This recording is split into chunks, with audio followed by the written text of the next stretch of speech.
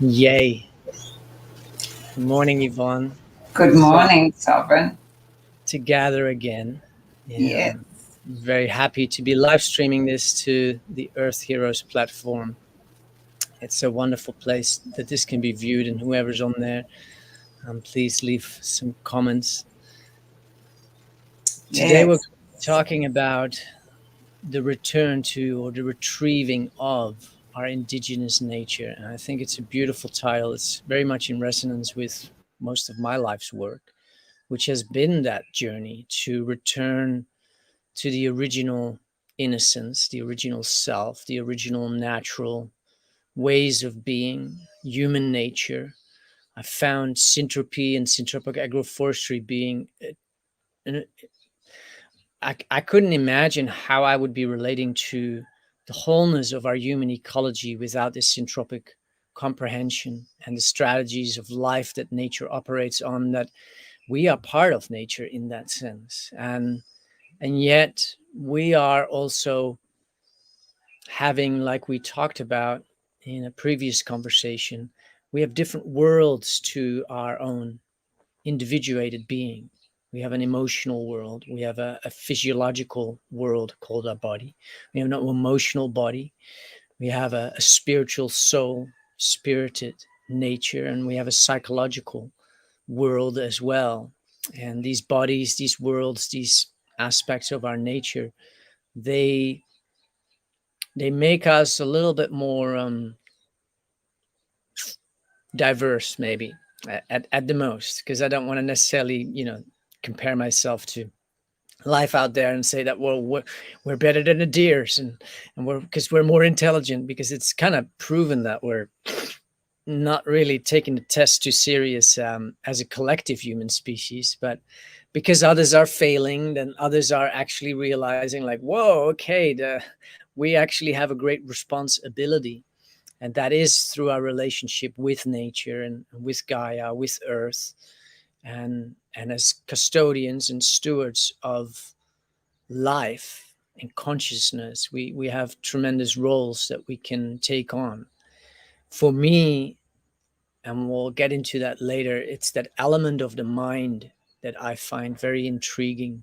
And so this retrieval of our indigenous nature, I very much have looked at through the return to my indigenous mind, because I was raised and brought up, or call it brought down, brought down and educated in a very Western mindset, a set, like a real kind of framework, like this is how the world works. And most of it was all not true, and it still isn't true. And tremendous amount of it is all entirely fantasy based.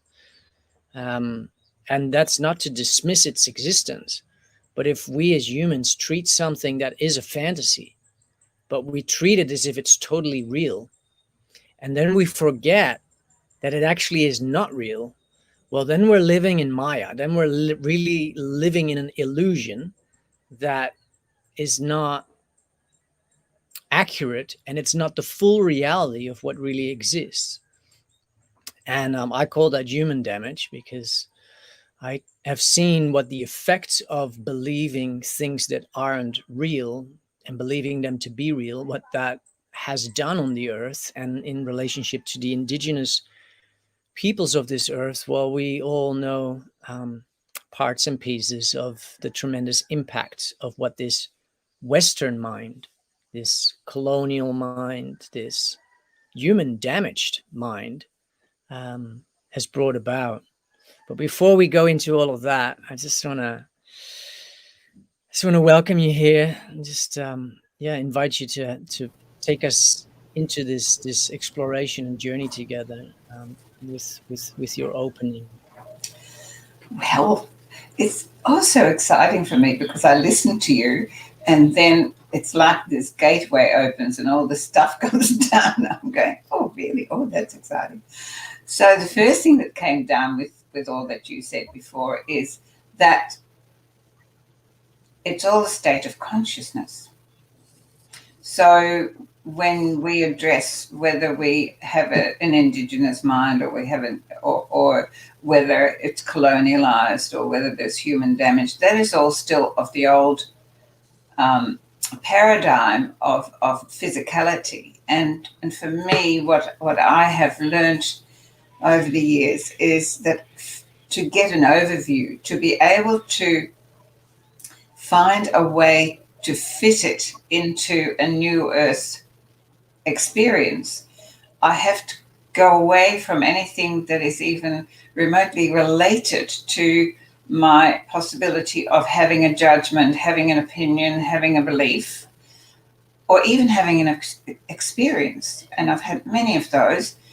And if I take it then to, from a distance, everything always looks better. But if I take it to a place where I see everything as a state of consciousness, then what I realize and what I see is that the Indigenous people who, everyone seems to have this self-righteousness about, well, I'm, this because I am, I'm more connected to the land, or I'm more connected to this or that. But none of that is true. In consciousness, we are all one. So we all belong to the land, and we all belong to the quantum field. It is the roles we seem to want to play when we get down here. So examining what Indigenous means for me when you wanted to bring up the subject was really a very simple answer, and that is it is what I'm born to. And what I'm born to is an exploration of all these things, to be able to then transform them into a higher state of consciousness where all the divisions are then reduced to oneness. So when I'm looking at returning to my Indigenous self, it means that I am one with all that is. Now, that is an overview. Of course, we're going to go into the details a little bit more, and I would like to have a look at what you call I call it the Western mind and the conditioned mind. And I can tell you that for a long time, I listened to people saying that we owe them an apology. Well, I don't owe anybody an apology because I didn't do anything. And I'm not going to be punished for what my forefathers or whatever did, because that wasn't me. And so what I do see is that there are no innocent parties. And each of us comes on this physical plane for the purpose of self-exploration and self-expansion, so that we are part of this whole evolving of nature. And I guess where I'm going to be coming from more than anything is coming back to our Indigenous self, comes back to knowing that I am nature. I'm not separate from nature. I am part of the fauna of nature. I am an animal, a mammal, and probably a lot of people won't like to be called an animal, but you are. And so when we understand that and we stop being so of ourselves and have this separation, what you talk about as human damage, particularly in the white society. When I first went to the East to live, what I learned was just by the color of my skin, I was put on a pedestal. And I didn't like that because that didn't fit with me at all. And so I have never seen color. People would ask me, because I was married to an Asian eventually, and my children are part Asian and beautiful. And so people used to say, well, what ethnicity is that person? I go, I have no idea. I wouldn't know if they had green dots on them. I just see their energy and what they radiate. So it is an ingrained conditioning that we're suffering from, that we do have to grow beyond.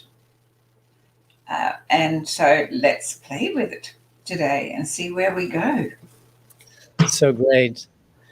Yeah, I was sharing before we got on that of course, I can only really speak on behalf of my own experience in my return to this what I call the indigenous mind, and those are just words, but I've found that navigating my return to wholeness and navigating that internal landscape, doing that inner child work, I found and I was shown by my own spirit grandmothers that it's really important to name and put language to what we're actually navigating with around, because if we don't appropriately describe or articulate or give it a sound, it's like me saying, let's see that thing behind me, and it's like, well, there's a whole bunch of greenery there. And so if I don't call out the coconut on the left hand side of me, then people will just be looking at just greenery. And so that's what our combined fields then bring into focus.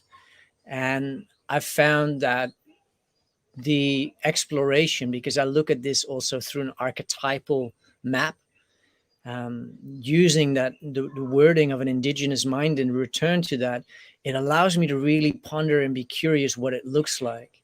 And one of the things that I had the fortunate opportunity to, I guess, be brutally confronted with, as I would really say it, I used to run an organization called Par Pachamama Spirit of Earth, and I would help raise funds, build websites, build promotional. It was a conscious media platform that I deployed solely in a pro deo orientation. I've, for the most part of my life, always just had enough and just used my time to be in service.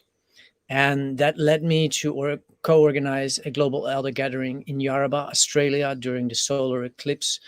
And I was able to underwrite a lot of the food distribution and bringing the networks for the housing. And that led to organizing a water gathering and being tasked with the responsibility to create an international forum on water for the First Peoples of Aotearoa, New Zealand. And it was during that lead up and during my actual being amongst the grandmothers and grandfathers of those peoples that I got really confronted with. Here I was, a guy in service. I didn't do it for money. I did it just out of love, out of recognition that the indigenous hold certain keys, certain concepts, certain awareness, certain elements of our human journey and consciousness that needed to become shared and reheard and revisited, and also really married on a level of personal connection, both between tribes, between nations, coming into remembrance of the unity in all. And I got confronted with the ferocity outside of all my loving, caring, willing, devotional service. I was still appropriating based on what I know and how I know that things work. I was still overriding and not checking in and non-consensually making decisions. Um, and I could hide behind everything because, look, I'm been tasked to be the organizer of this event. Like, how can I not make some executive decisions? And so my journey over the years has been to, like, what does it mean to be in service? And the indigenous world as a reflective mirror has shown me that it's so much more than just helping, aiding, supporting. It's all of that. And yet there is a whole realm beyond that in which my Western mind truly had to surrender itself. It truly had to let go of the mechanisms of control, of management. This is how the world works. I literally had to detonate my Fruppy land based on everything that I know about landscapes in the digital world, websites, platforms, payment gateways, plugins, web apps, you know it all, all these terms that we don't really want to go into. But I really had to just blow it all to bits because I was holding on to what I know, which was really stopping me to falling into grace. and falling into indigenous life ways that are not worried or stressed or doing any of this, like trying to work it all out stuff in order to arrive at what they already knew would just come about quite effortlessly. And so I was in a cute way kind of laughed at, like, I'm a little baby there in that environment. And so it's kind of like they see me being all busy, he'll get there, he'll stumble and he'll fall and then he'll burn out, and then he may actually get it. And so that was my hero's journey, and that was a real confrontation to come away from that gathering, that I never really had awareness of how programmed and how much confusion and how much blur there was in my mind. And so I've been working for years to deprogram and find the language to articulate what this Western mind all is, not to blame it or shame it, but just to bring the truth out. Is it actually true? And 9 out of 10 times, they were just all belief systems that were still rooted in my own unresolved emotional imprinting. They were still belief systems coming from fear, the need for control based on lack and scarcity. Um, and that's been a beautiful gift in my deep engagement in ceremony with the indigenous world, to be able to see through the layers of my own programming and realize that if I just let go of all the stuff that I've been programmed with, slowly but surely, what comes back to the forefront as an emergence is that indigenous nature that is one of love, it's one of kindness, and that no longer does fear as a practice of securing or. But yeah, that's an aspect that I really have found within myself to be quite potent. The analyzing and witnessing of our Western mind in reflection of the depth and the beauty of this indigenous heart mind. It is, wow, it's so much more peaceful.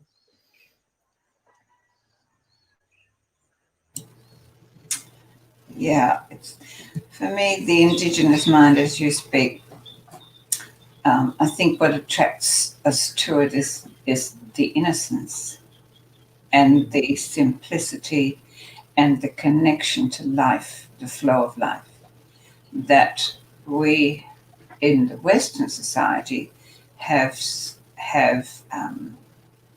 not so much surrendered. We have sold out, out on for the material and the commercial, because that's how we are, as you call, educated. But I've not had the same experiences as you, but I have had some amazing experiences with many different Indigenous cultures. And what I've noticed, it's interesting because, as I said in the beginning, we have actually in lifetimes experienced different Indigenous cultures. And how I learned about that first was because my brother, who was a cinematographer, he went to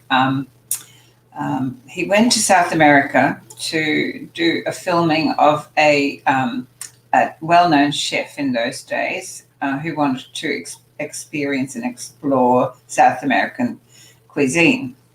And when he came back, he showed me some of his photos. And when he turned a page, and there was a beautiful photo of Machu Picchu. And at that stage, I had not been there. And I just sat there and my heart just stopped. And I looked at it and I went, that's my home. For apps, never see. He actually printed that photo for me and it hangs in my bedroom opposite my bed. It's the last thing I see at night. It's the first thing I see in the morning. And so years later, I went on a shamanic journey and pilgrimage through Peru. And everywhere I went, it was like I'd come home. And I went to all the different sacred sites.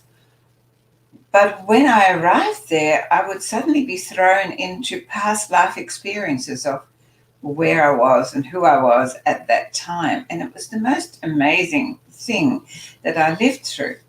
And my connection to the Inca, the Incas was like, oh, wow, these are my people. These are my people. And so I've always had that real feeling. I had the same experience when I